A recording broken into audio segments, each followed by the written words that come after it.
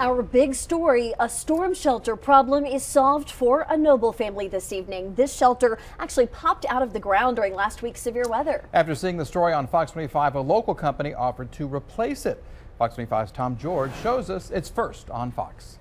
Believe it or not, those floods caused this storm shelter to rise 7 feet out of the ground, and part of the problem was it wasn't installed properly. It's the picture that's gone viral, more of a sinking ship than a storm shelter, a reminder of the power of Mother Nature. You do not want a boat in your backyard, you want a shelter.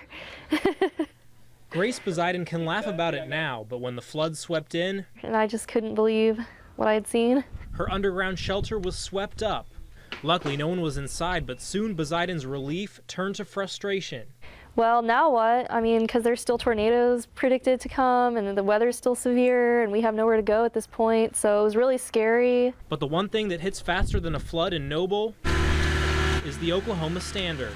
When we saw what was going on, I immediately had a feeling like I knew exactly what Grace was going through from what my mom and and all my family had been a part of. Kelly Webb with Hideaway Shelters decided to donate a newer, better shelter.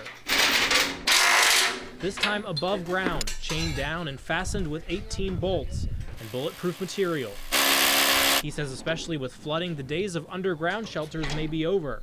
The nice thing about that is it's protecting this family for the long term, and so we're here for a long period of time. A far cry from her old shelter, which wasn't anchored properly. I definitely urge people to do their research and find a company that is doing more than they need to do.